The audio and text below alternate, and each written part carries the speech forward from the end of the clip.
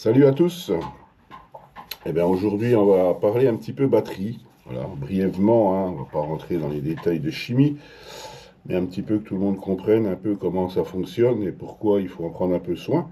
C'est important. Il faut savoir que les batteries aujourd'hui, on en a depuis ces dernières années, je dirais depuis que ça s'est vraiment démocratisé. Parce qu'au début, on avait des batteries, on va dire les premières LiPo, elles sont toutes un peu d'origine chinoise, hein, je ne cache pas. Les premières batteries, c'était des batteries LiPo qui étaient déjà assez simples. Alors je vous passe hein, les NiMH, ni CD qu'il y avait encore avant. Là, on va se concentrer sur le LiPo. C'était des batteries souples, c'est-à-dire non coquées. Pour les voitures, on retrouve donc plusieurs types. Les batteries souples, qui sont des batteries qui sont juste enrobées de scotch, hein, qui sont en fait compte à cet état-là. Donc là, je l'ai défloqué, mais elles sont juste emballées d'une protection thermorétractable toute simple. C'est une batterie qui reste souple et qui n'est pas résistante aux chocs. En fin de compte, hein, elles sont quand même solides, mais elles ne supportent pas les chocs. C'est-à-dire que là, si je fais un trou, elle est percée, quoi. Ça reste très souple, hein, c'est une enveloppe. Et dedans, on a des feuilles, un empilage de feuilles à l'intérieur de chaque élément, avec du carbone. Ces feuilles sont recouvertes, alors bon, je n'ai pas en tête toute la chimie, mais... Et on injecte une certaine petite quantité de lithium. Ça fait une réaction chimique et en fait, il y a à côté des plaques se déchargent, etc. Hein. Donc les électrons s'accumulent à l'intérieur et sont restitués après comme le propre d'une batterie, en fin de compte, simple, depuis déjà bien fort longtemps. Sauf que ces batteries ont l'avantage d'être beaucoup plus légères et d'avoir un courant de décharge à une tension beaucoup plus élevée que ce qu'on avait par le passé. Ce qui a donné tout son intérêt à la batterie lithium telle qu'on la connaît aujourd'hui. Et on peut imaginer que dans l'avenir, ça changera encore et que ça va encore fortement évoluer. On est un peu... C'est encore un petit peu compliqué parce que ça reste une batterie malgré tout qu'on peut qualifier de dangereuse quelque part. Si on n'en prend pas le minimum de soins, c'est quand même important. Il faut bien comprendre comment les faire fonctionner, les charger, les décharger et les entretenir. Donc plusieurs types de batteries. Donc ici on a une batterie 1S. 1S ça veut dire qu'on a un seul élément de 3,7 V. Il n'y en a pas deux, il n'y en a pas trois, il n'y en a qu'un. Donc ça par exemple c'est une batterie pour une radiocommande.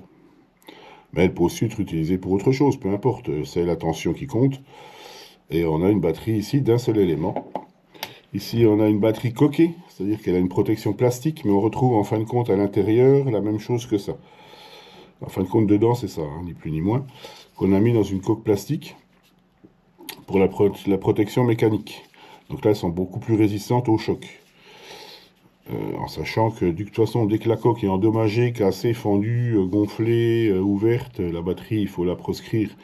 C'est des batteries à détruire, hein, d'une façon ou d'une autre.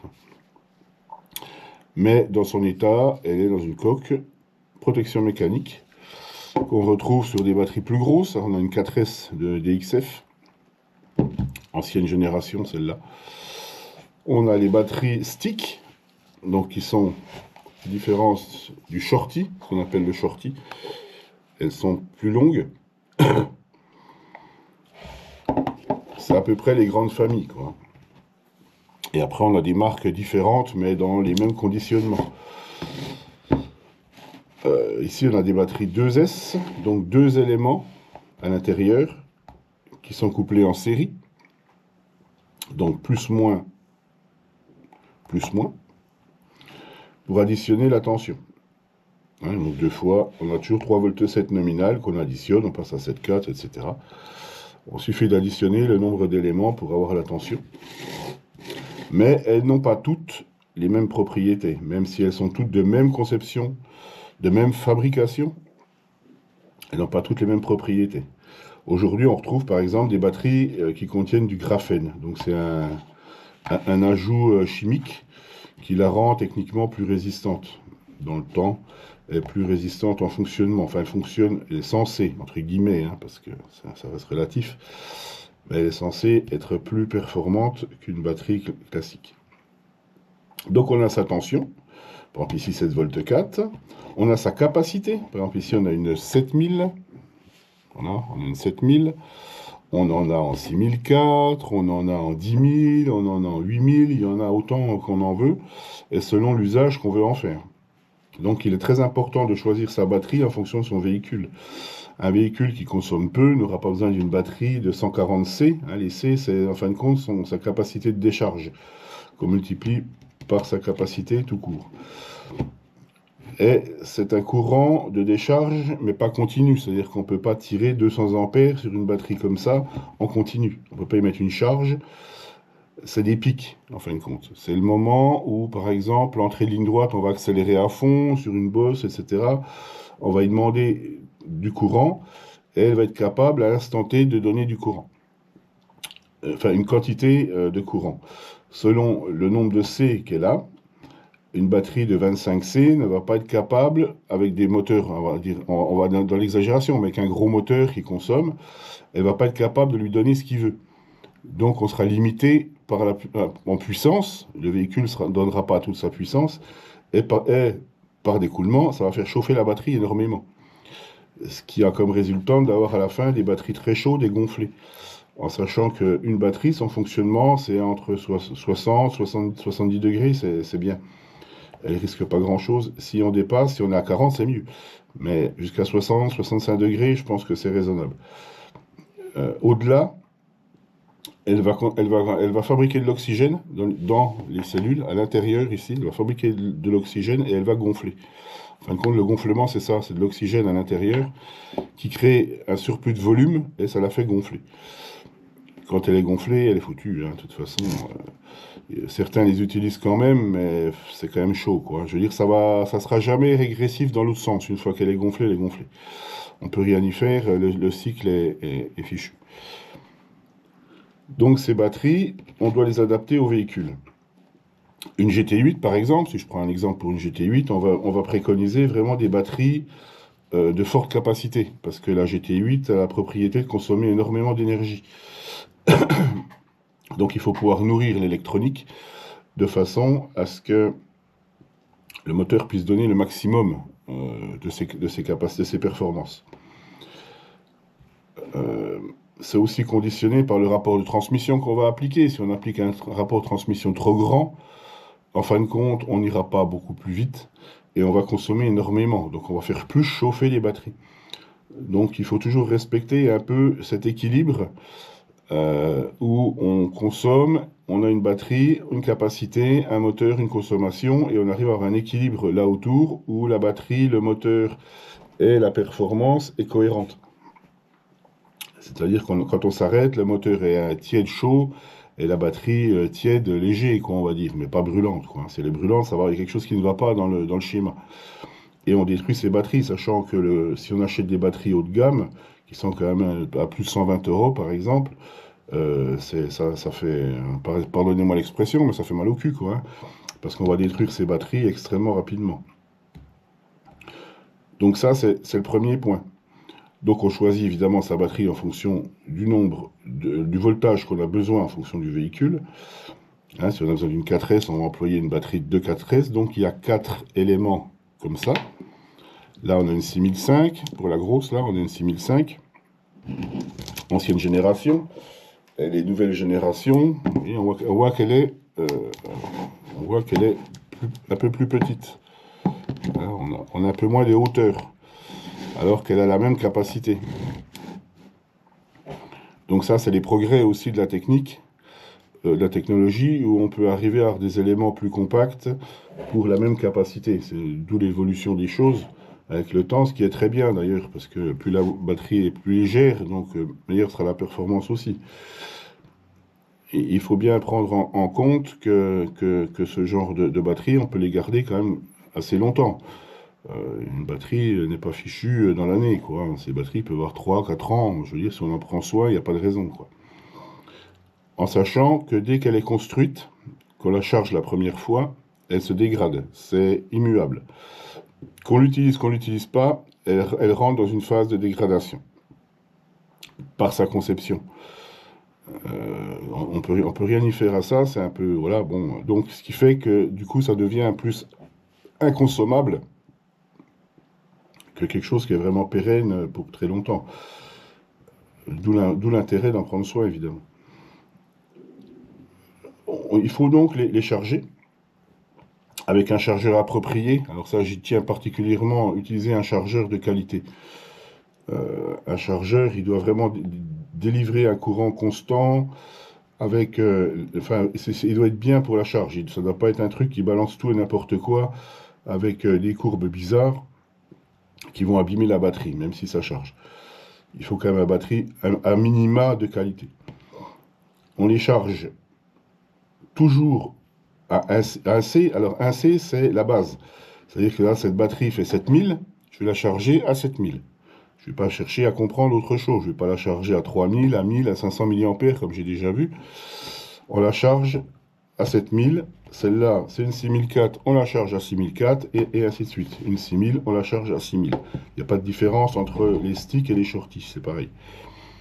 C'est la même démarche pour n'importe quelle batterie. On les charge toujours.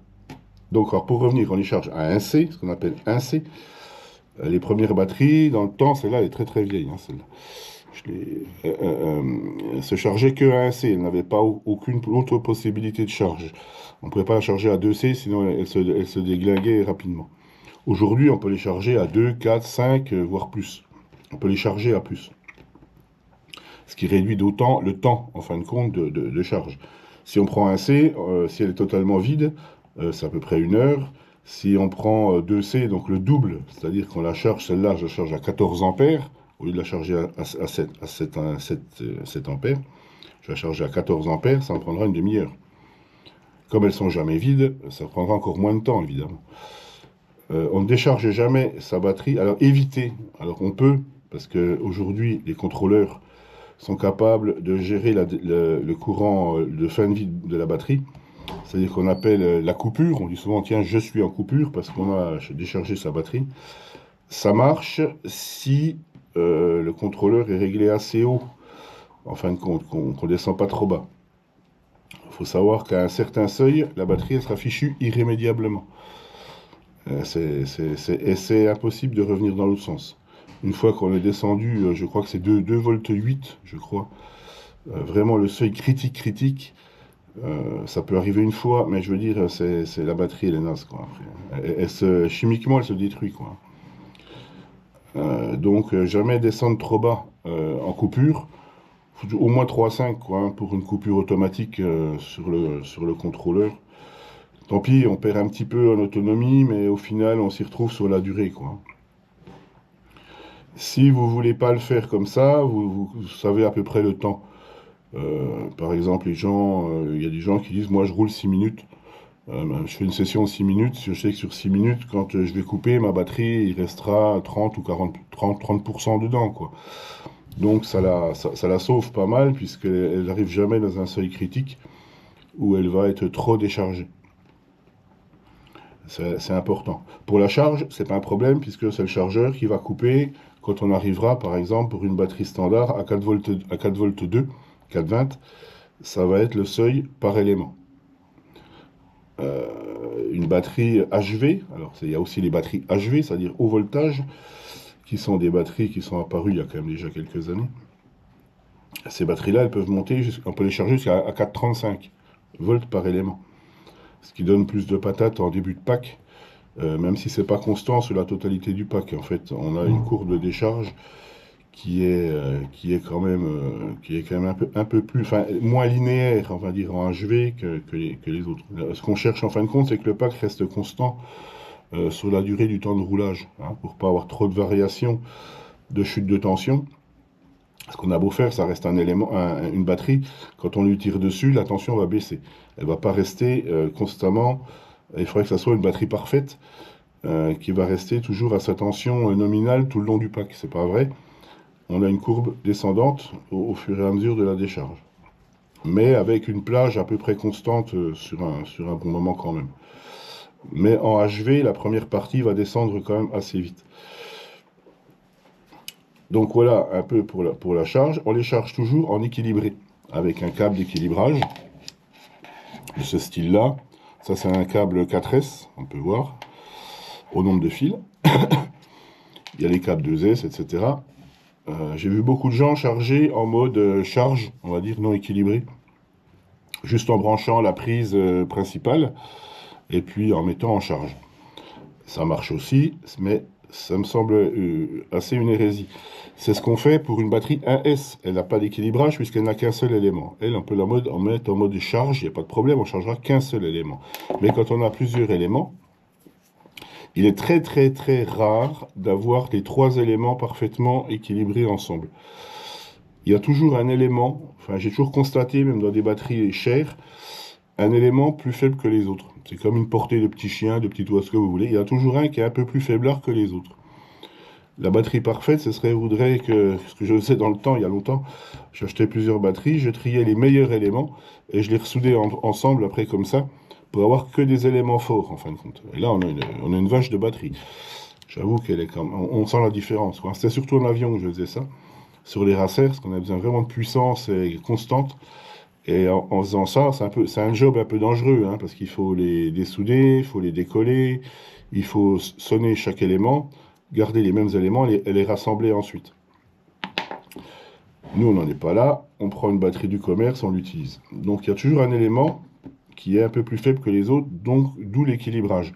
Si on n'équilibre pas, par exemple deux éléments, et qu'on a 0,5 par exemple ou 0,10 d'écart entre les éléments, un peu, j'exagère un petit peu, si on n'utilise pas l'équilibrage, qu'on la charge, ce qu'ils appellent fast ou charge simplement, elle va charger, effectivement, mais l'élément le plus fort va arriver à 4,20.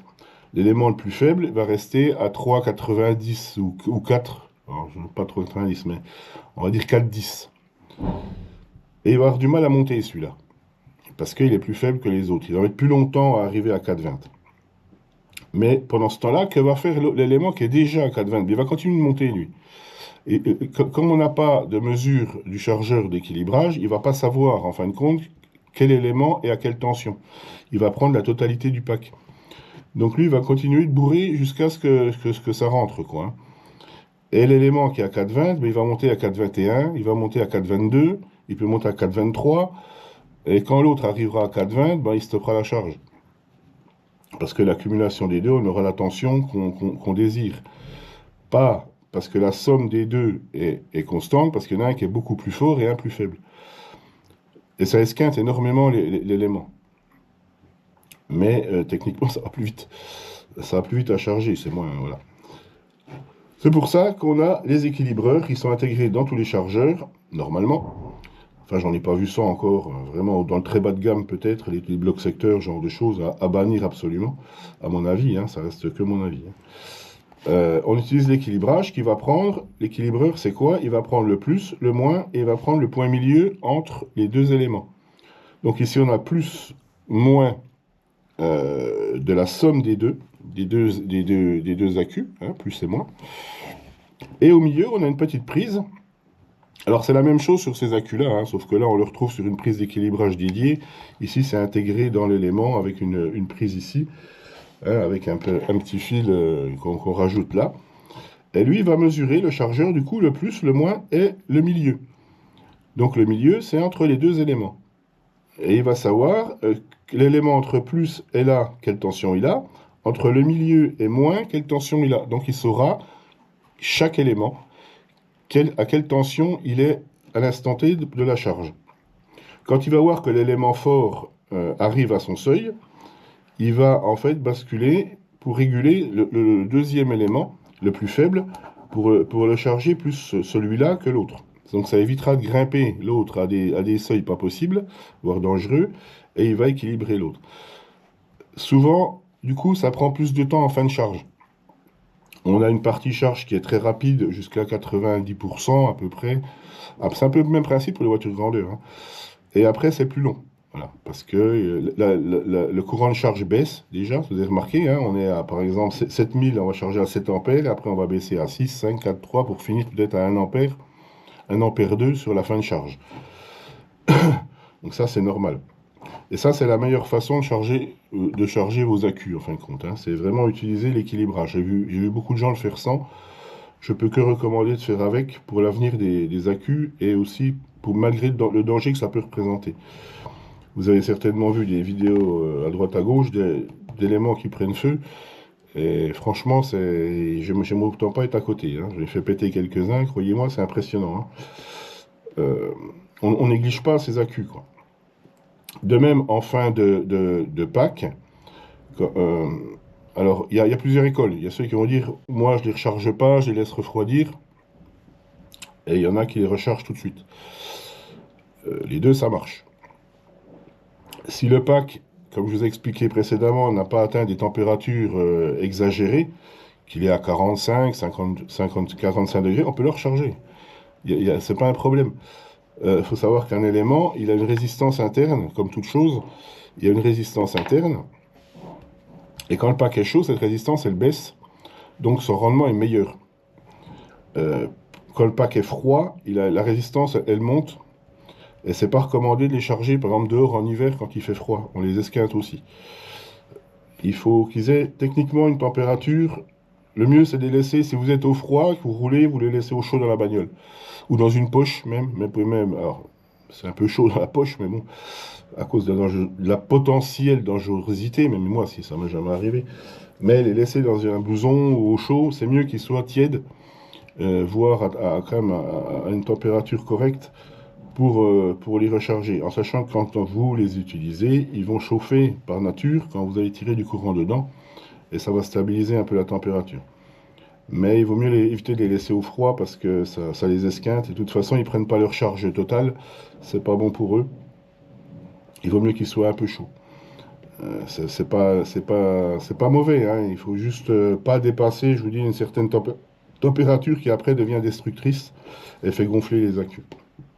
Un accu qui gonfle, de toute façon, c'est un accu qui n'était pas adapté au véhicule. Hein, la plupart du temps, s'il a été bien utilisé, bien chargé correctement, s'il gonfle dans le véhicule, c'est qu'il n'est pas du tout adapté au véhicule. On peut se fier aux étiquettes, et pas toujours, quoi. C'est toujours un peu délicat. Vous savez, entre guillemets, le chinois, il fabrique, et on colle des étiquettes après dessus, quoi. Hein, et après, ça dépend ce qu'on met dedans, quoi. Hein. Ça, nous, on ne le contrôle pas en tant qu'utilisateur, quoi. On fait relativement confiance. Et souvent, les gens se basent un peu aussi sur le prix, quoi. Donc, comme on cherche tous un prix, on peut se tourner vers ces accus-là. Alors, je ne fais pas de pub spécialement pour des XF, hein, il y en a d'autres qui sont certainement aussi bons. Je sais que ça, c'est un produit facile, on le trouve sur Amazon. C'est 50 balles de pack à peu près. Et ils sont corrects, quoi. Hein, voilà, si on les maltraite pas de trop, ils sont corrects. Après, voilà, si on veut les mettre dans un X-Max, par exemple, et qu'on bourrine pas mal, ils vont être un peu justes, quoi. Ils risquent un peu de bouger dans le temps, quoi. Mais dans un véhicule un peu comme mon VS2, ce genre de choses, ça marche très bien, ça bouge pas, quoi. Du moment qu'on respecte un courant de décharge correct, il y a peu de chances qu'il s'endommage, quoi. Donc voilà un peu pour les grandes lignes. Donc pour revenir un peu sur l'équilibrage, ben ici je vous ai fait un petit... alors c'est pas forcément évident à voir. Donc on a le plus, le rouge là qui est sur un élément. Le moins, il est couplé avec le plus de l'élément du milieu. Mais on voit qu'ici il y a un fil bleu. Alors parce qu'on voit bien. Ce fil bleu c'est le point milieu de l'équilibreur. Et ainsi de suite. Après on va coupler le plus suivant, le moins suivant avec le plus du dernier élément, et on rajoute encore un fil au milieu pour l'équilibrage, pour aller prendre la valeur de tension ici. Et on finit avec le moins, plus le fil moins de l'équilibreur, et on a la totalité des mesures de tous des trois éléments. Hein, qu'il y en ait 3, 4, 5, 6, 7, c'est pareil, c'est la même chose. Peu importe le nombre d'éléments, c'est toujours le même schéma de câblage pour la prise d'équilibrage, qui permet, comme on l'a vu des fois avec les petits testeurs, hein, de se brancher directement là, et de, en fin de compte, connaître la tension qu'on a par élément. Donc c'est recommandé aussi d'avoir ce genre de petite boîte, ça vaut pas très cher, et ça permet de connaître un peu la santé de son pack d'accu. Voilà, on peut les garder, ben, je vous dis, très longtemps, si on en prend soin. Une fois qu'on a fini sa journée ou sa session, peu importe, on les met en mode, entre guillemets, parking, en fin de compte, en mode storage. C'est-à-dire qu'on ne laisse pas un élément, enfin un accu, chargé à fond ou déchargé au maximum. Jamais.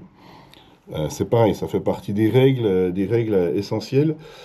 On ne charge pas normalement un accu la veille pour rouler le lendemain. En fait, ils n'aiment pas rester chargés. Voilà. Il y a des gens qui vont dire, moi je les charge parce que c'est mieux. Ça, c'était vrai pour les batteries NiMH. Une batterie NiMH, elle se stocke chargée. Une batterie NiCd, encore la génération d'avant, se stocke déchargée, avec une résistance. C'est pas du tout le même monde. Et il y a beaucoup de légendes urbaines aujourd'hui qui sont encore basées sur cet historique-là. Par exemple, pour les téléphones portables, il y a beaucoup de gens qui pensent qu'il faut décharger de temps en temps à fond, que c'est mieux et recharger à fond. C'est totalement faux. Les batteries pour ce genre de produits, téléphone portable, ordinateur portable, toutes ces batteries embarquées, ont de l'électronique embarquée avec elles. C'est-à-dire que ce qu'on n'a pas ici sur les batteries de voitures, on n'a pas d'électronique. Ces batteries-là, de téléphone, etc., ont une petite plaquette électronique qui compte le nombre de cycles. C'est-à-dire que si vous chargez 2 fois une batterie, vous videz votre téléphone, je prends un exemple de téléphone, à 50% de sa capacité, il est à 50, ce qui n'est pas 50 parce que quand vous êtes à 0 sur le téléphone, il n'est pas à 0. Il est peut-être encore à 20% en réalité. C'est juste une coupure de sécurité, donc ça fausse. Mais quand vous déchargez à 50%, on va rester simple, et que vous rechargez, le coup d'après, vous redéchargez à 50%, vous rechargez, l'électronique va compter un cycle et pas 2 cycles. Hein, parce qu'elles sont comptées en nombre de cycles. C'est pour ça qu'elles ont une durée de vie qui est de X cycles, 1000, 2000, je ne sais pas exactement. Mais elles sont comptées comme ça et c'est l'électronique qui le gère, pas la Q. La Q est dépendante de cette électronique. Donc il faut savoir ça. Ici, pour les pour les batteries de modélisme, on n'a pas d'électronique. On est directement, on peut le voir ici, on est directement sur la batterie, en live, directement sur l'élément. Donc on n'a pas cette sécurité et cette gestion, en fin de compte. C'est pour ça qu'il faut être un peu plus rigoureux, parce que la gestion, c'est un peu à vous de la faire, en fin de compte. Donc quand on a fini de rouler, on met ces batteries en storage, à peu près 50%, c'est très bien. Et on peut les stocker comme ça. Si on est en mode hivernage, on les met en storage. Et on peut les mettre, par exemple, si vous avez un frigo en rab, j'en sais rien, vous pouvez les mettre dans le bac à légumes. C'est très bien, parce que le froid, ça va un peu les rendre les plus léthargiques et elles vont moins se détériorer. Voilà, si madame n'est pas trop bac à légumes, ben, vous les mettez à un endroit frais. Il y a des gens qui les mettent dans des cocottes minutes, par exemple, dans un garage. Il y a des gens qui les mettent dans les sacs lipo, enfin peu importe, mais pas au chaud, faut pas les stocker au chaud. Vers un radiateur, ce genre de choses, c'est à proscrire. Ça, c'est pareil. Faut faire gaffe à ça. On les stocke pas au chaud, on les stocke pas sur le radiateur, on les stocke pas en plein soleil. Enfin, tout ça, on les protège un minimum. C'est quand même quelque chose d'assez sensible. Hein. Faut pas oublier que c'est de la chimie et que toute chimie réagit un peu à une interaction avec son environnement, quoi. Si vous avez un gros carton, que la batterie est endommagée, que la coque est fendue, etc., pareil, franchement, faites gaffe, quoi. Moi, j'ai que à vous conseiller, c'est de vous débarrasser de la batterie. Et puis c'est tout. Je sais que c'est pas toujours sympa parce que ça coûte cher. Mais par sécurité, moi j'ai vu quelqu'un moi foutre le feu à sa bagnole, hein, parce que la batterie elle a pris feu dans le coffre de la voiture, il y avait le bidon de carburant, ça a enflammé le carburant de la voiture, a entièrement brûlé, quoi. C'est vieux, hein, il y a une paire d'années, hein, de ça. Il faut faire un petit peu attention, c'est pas alarmiste, parce que moi ça m'est jamais arrivé, j'ai jamais de batteries qui ont explosé, jamais de batteries qui ont pris feu spontanément d'elles-mêmes. Mais il faut savoir que ça peut arriver. YouTube peut vous informer là-dessus. Il y a plein de vidéos de batteries qui explosent. Bon, il y en a qui font exploser exprès, hein, je ne vous cache pas. Certainement, hein, parce que moi, j'ai jamais vu comme ça, quoi. Une batterie correctement entretenue, elle n'explosera pas d'elle-même, quoi. Il faut vraiment qu'elle ait un défaut de conception, mais on le voit vraiment dans les premiers temps. Les fabricants aujourd'hui sont quand même assez sérieux sur leurs produits, quoi. Les prises sont aussi importantes, je trouve. Des prises sous-dimensionnées ou mal soudées, par exemple, peuvent faire chauffer. Ici, alors ici, on a de la PK, hein. On rentre la prise dans des trous. Si la prise est défectueuse, usée, a beaucoup de jeu, elle va faire chauffer le plastique, ça risque de fondre, quoi. Ces prises-là, par exemple, sont quand même plus adaptées. On a de la XT90 qui est censée passer 90 ampères. On passe rarement 90 ampères, hein. Moi, j'ai fait des tests de charge vraiment sur l'axe, sur un certain moteur, on va dire en 1.10, même sur même sur du 1.8, on a des pics à 60, 80 ampères et après ça chute, hein, c'est pas constant, quoi. Donc, je veux dire, même une XT60, même là-dessus, elle cramera pas, quoi. Moi, j'ai jamais eu le cas, quoi. La XT60, c'est celle-là, c'est la plus petite, c'est la même en fait en plus petit. Voilà, on dit que c'est 60, et puis 90 ampères à la louche, quoi, hein. Quand on a des batteries avec beaucoup d'éléments, c'est bien d'avoir aussi l'anti-étincelle qui est souvent intégré dans les prises. Ça évite d'avoir des arcs électriques qui se forment quand on branche. Quand on a plusieurs batteries, par exemple, donc quand on a deux 4S, deux 6S, par exemple, il y a les prises anti-étincelle sont vachement bien parce que ça évite d'avoir un arc qui va de toute façon finir par oxyder après la prise et vous aurez des problèmes. Voire même ça peut être dangereux parce que sur vraiment les grosses capacités, ça crache pas mal quand même, hein. Donc voilà un peu dans les grandes lignes pour les batteries. Si par hasard, alors moi j'utilise ce genre de produit, voilà. Alors ce produit c'est le FD200, c'est un déchargeur, c'est un déchargeur de lipo. Ce genre de produit, moi je l'utilise par exemple si dans la journée j'ai chargé plusieurs packs et que pour X raisons je rentre avec un pack chargé à 100%, je ne veux pas le laisser charger à 100%. Les chargeurs classiques, on va dire pas trop milieu de gamme, on va dire, n'ont pas un pouvoir de décharge très performant. Ils n'arrivent pas beaucoup à passer plus d'un ampère pour certains d'entre eux. Il faut vraiment un peu les modèles très haut de gamme avec le déchargeur intégré qui valent quand même beaucoup plus cher. Moi j'utilise ce produit-là, bon, qui n'est pas donné en soi non plus, mais qui est fort pratique. Il est Bluetooth, il peut se connecter à un téléphone. Et on peut définir son courant de coupure. Donc on branche sa batterie dessus, on le met en route, on choisit le nombre de cellules et on choisit la décharge jusqu'à 20 ampères. Et on le lance et en fait il y a des ventilateurs résistance et il va décharger la batterie au seuil qu'on aura défini. Alors on peut décharger à 3,70, 3,80. Il n'y a pas de problème et il va couper automatiquement. Donc quand il est réglé, moi je le branche, je décharge, je sais que ma batterie sera systématiquement à 50%. Je peux l'arranger comme ça, je me pose pas de questions. C'est moins emmerdant qu'avec des ampoules, etc. Il faut prendre des mesures, voltmètre, etc. C'est plus compliqué. Ces produits-là sont vraiment bien. Et ils permettent aussi, si on veut, de faire des cyclages. On peut charger la batterie, la décharger. Alors ils font ça en compète, hein. Ils chargent les batteries, les déchargent à 20 ou 30 ampères. Et ils les rechargent direct derrière. Dès qu'elle a fini le cycle, tac, ils la rechargent directement à 20 ou 40 ampères, quoi. Donc, et tout de suite après, ils partent en course. Donc la batterie est chaude, et sa résistance interne à plus basse, elle donne le meilleur d'elle-même. C'est a priori pas destructeur plus que ça pour les batteries. Si c'est bien géré, normalement, voilà, faut vraiment respecter la température, c'est vraiment la clé, je pense. Et il faut des batteries qui soient quand même prévues pour, hein, évidemment, parce qu'on peut pas faire ça avec n'importe quoi.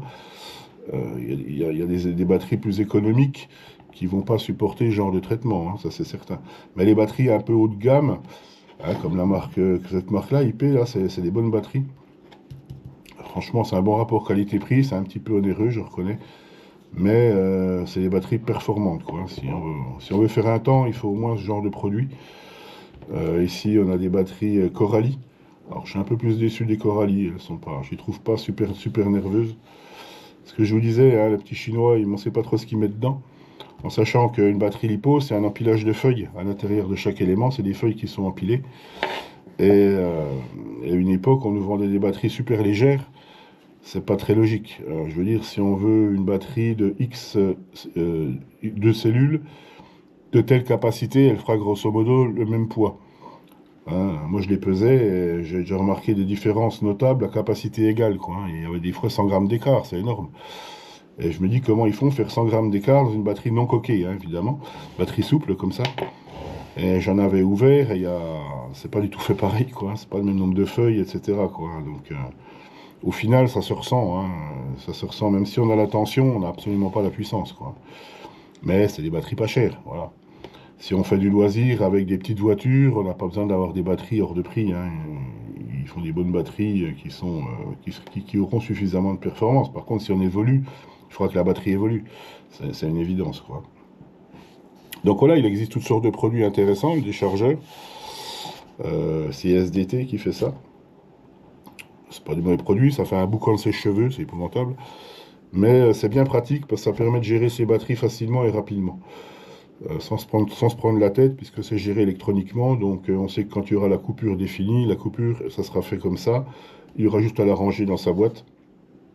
Et puis ça sera très bien. C'est pareil pour le stockage. Il ne faut pas les stocker empilés en vrac, n'importe comment.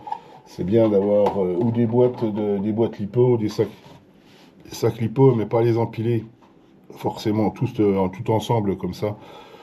Je trouve que c'est un petit peu chaud quand même, quoi. Il suffit qu'il y en ait une qui parte en sucette et toutes les autres partiront en sucette avec, hein. Je vous dis pas le brasier, quoi. Je suis pas alarmiste, parce que je vous dis, moi, ça m'est jamais arrivé.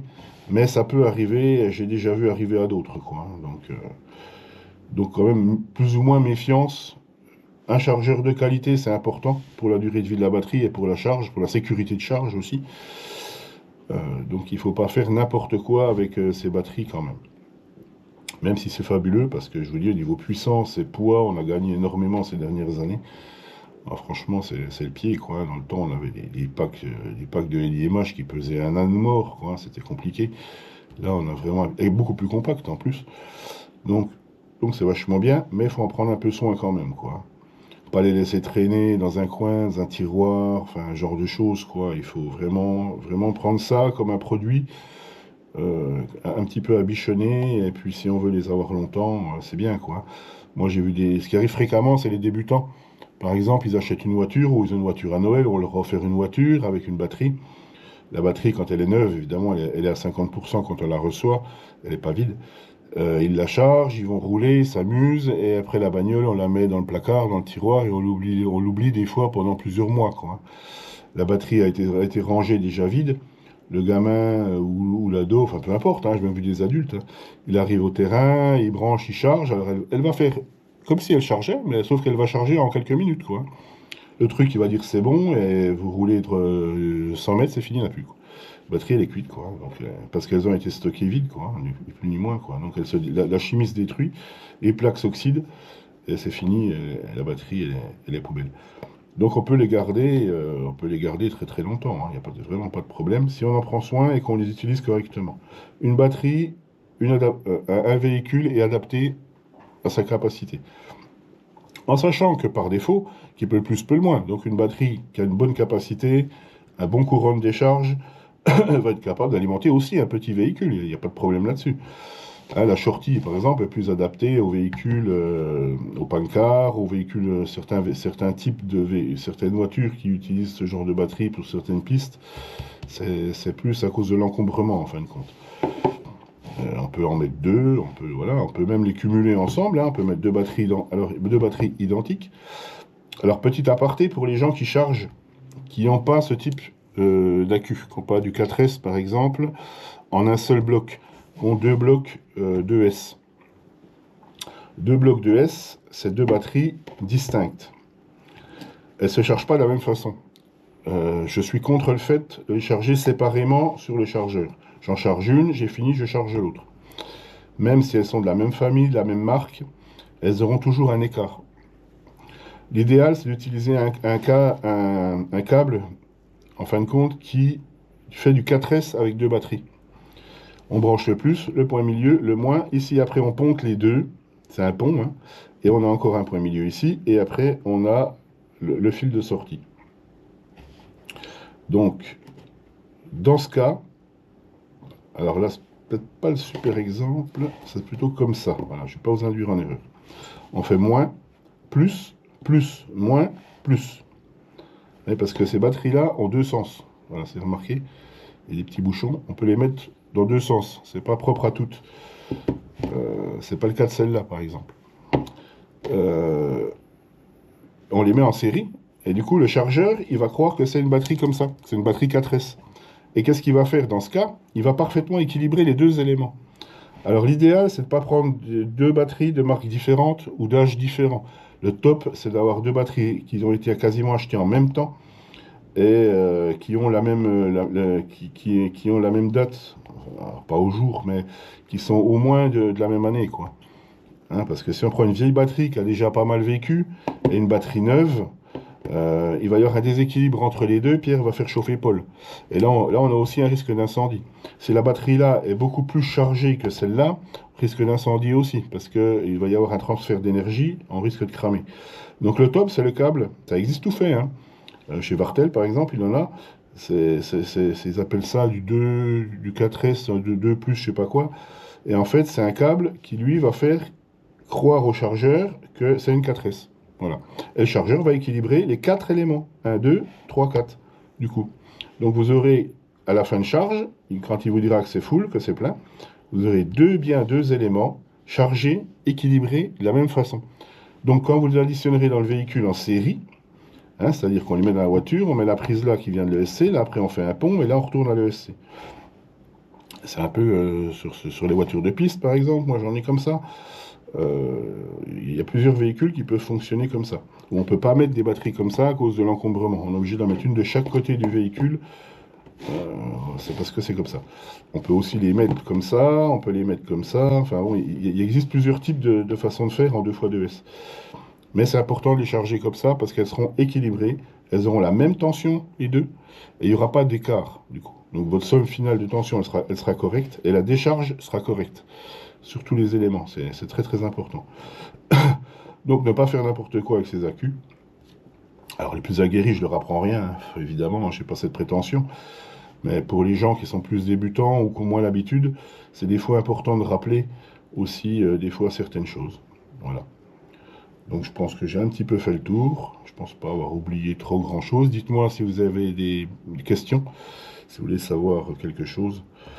Et puis je vous répondrai avec plaisir. Et puis voilà, je pense qu'on a un peu fait le tour. Il n'y a rien d'autre à dire de plus. Je pense, sans rentrer dans les détails un peu compliqués. Donc voilà, profitez bien de vos batteries. Bon roulage à vous. Et à la prochaine. Bye bye.